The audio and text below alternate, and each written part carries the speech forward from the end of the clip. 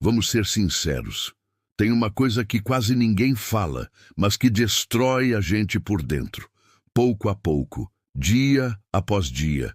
É o hábito de se comparar, de olhar para o lado e achar que o outro é sempre melhor, mais bonito, mais inteligente, mais amado, mais resolvido. E você se sente menor, como se estivesse sempre ficando para trás, como se tivesse alguma coisa errada com você. Mas deixa eu te contar uma coisa. Você não é o único. Isso acontece com todo mundo. Todo mundo já sentiu aquela pontada no peito quando alguém recebe um elogio e você não. Quando vê alguém conquistando algo que você queria. Quando escuta alguém sendo admirado por exatamente aquilo que você luta para ser. E aí, sem perceber, você começa a duvidar de si. Começa a achar que não é suficiente. Começa a esquecer de tudo que já viveu, tudo que já superou. Só porque, naquele momento, alguém parece estar brilhando mais que você. É como disse Epicteto. Enquanto você tenta ser outra pessoa, esquece de ser quem você realmente é. E isso machuca. Machuca porque, no fundo, tudo que você queria era ser visto, ser valorizado, ser reconhecido como alguém que também tem valor. Mas olha, talvez esteja na hora de parar de olhar tanto para fora e começar a olhar para dentro, porque ninguém vive a sua vida, ninguém sente o que você sente, ninguém tem sua história, suas dores, suas vitórias. E a verdade é que, quanto mais você se compara, menos você se enxerga. E isso é uma perda que você não pode continuar aceitando. A comparação não é só injusta, ela é burra, porque você nunca está vendo o todo. Você compara o seu bastidor com o palco dos outros. Compara os seus dias difíceis com o sorriso que o outro posta quando está bem. Compara suas dúvidas com as certezas que o outro finge ter. E nessa brincadeira cruel, você sempre sai perdendo. Mas sabe o que é mais louco? Muitas vezes, a pessoa com quem você se compara também está se comparando com alguém. Também sente que não é suficiente, também tem medo, também se sente pequena. Todo mundo está tentando parecer forte enquanto carrega inseguranças que ninguém vê. Marco Aurélio escreveu: "O que atrapalha o caminho se torna o caminho." E talvez o que você sente agora, esse incômodo, essa comparação constante, esse vazio, seja justamente o chamado para voltar para si, para entender que ninguém vai viver por você, que ninguém vai te entregar de bandeja a paz que você busca, que ninguém vai te dar valor, até que você se dê valor primeiro. Sêneca dizia que a maior parte do nosso sofrimento vem não do que nos acontece, mas do jeito como interpretamos o que acontece. E se você parasse, só por um instante, de se medir pelo que o outro é, e se começasse a se perguntar: o que eu já enfrentei, o que eu já aprendi, o que me torna único? Você não está atrasado, você está no seu tempo, você não é menos, você é diferente, e tudo bem ser diferente. A flor não precisa competir com a árvore, a montanha não precisa ter inveja do mar. O seu valor não está em vencer uma corrida imaginária, está em caminhar com consciência, mesmo quando tudo parece lento. Está em seguir, mesmo quando ninguém aplaude. Está em ser fiel a si mesmo, mesmo quando o mundo te pede para ser outra coisa. Um menino cresceu, achando que havia algo errado com o som da própria voz. Sempre que falava, alguém interrompia. Sempre que expressava uma ideia, alguém fazia melhor. Ele começou a falar menos, a rir mais baixo, a caminhar devagar, como se quisesse ocupar o mínimo de espaço possível. Um dia, esse menino cresceu e virou um homem silencioso, gentil, observador, mas carregando um peso que não sabia nomear. Até que um senhor muito velho, um daqueles que enxergam além da superfície, lhe fez uma pergunta simples: "Por que você fala tão baixo?" Ele respondeu que sempre achou que sua voz era fraca demais. O velho riu sem maldade e disse que não era a voz dele que era fraca, mas sim o fato de ter passado a vida tentando cantar no tom errado, tentando combinar com o coro dos outros. Disse que sua nota era outra, seu som era único e que se ele tentasse se encaixar, ia sempre parecer desafinado.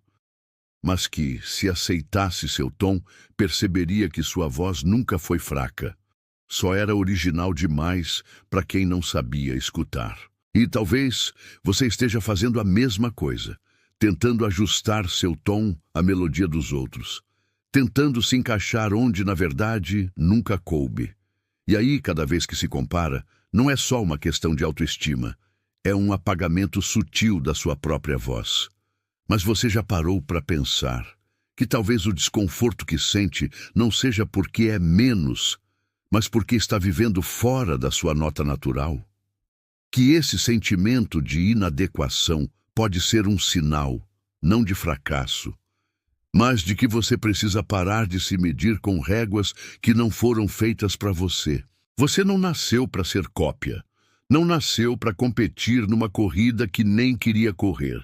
Você nasceu para expressar aquilo que só você pode oferecer. Seu olhar, sua presença, sua maneira única de tocar o mundo. Isso não é pouca coisa. Isso é tudo. Mas é difícil, né? Difícil não se comparar quando tudo ao redor parece medir valor por desempenho, quando a infância foi marcada por cobranças, quando o "por que você não é igual ao seu irmão?" ainda ecoa, quando você cresceu achando que o amor precisava ser merecido, quando aprendeu que, para ser aceito, tinha que se adaptar, mesmo que isso significasse se anular. E aí você vai crescendo com um peso que ninguém vê. Um esforço silencioso para parecer capaz, forte, perfeito. Um medo constante de decepcionar, de ser rejeitado, de não ser suficiente. Mas deixa eu te perguntar uma coisa. Quando foi que você decidiu que seu valor precisava ser provado? Quem te ensinou que você só merece amor se for o melhor? Em que momento você parou de ser uma pessoa e virou um projeto em eterna reforma? É sobre isso que a comparação faz com a gente.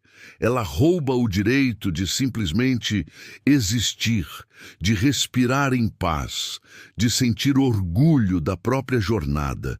E aqui entra o estoicismo, não como teoria, mas como abrigo.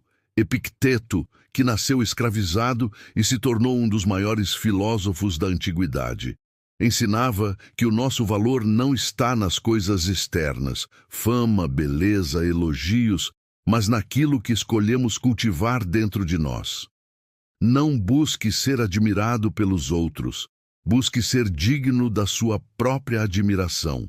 Marco Aurélio, imperador, cercado por bajuladores e aplausos falsos, escrevia para si mesmo todas as noites. Não para se exaltar, mas para se lembrar de que tudo é passageiro, de que a vaidade é uma armadilha, e que a verdadeira força está em manter a alma serena mesmo quando ninguém está vendo. E Sêneca, Sêneca, ele dizia que quem vive se comparando está sempre infeliz, porque a inveja é a dor do sucesso alheio. E essa dor é inútil. Ela não melhora a sua vida. Só enfraquece o que você tem de mais precioso, sua presença. Os estoicos não queriam que você fosse frio. Queriam que você fosse livre, livre da necessidade de aprovação, livre da ansiedade de competir, livre da prisão invisível de achar que precisa ser outro para ser amado.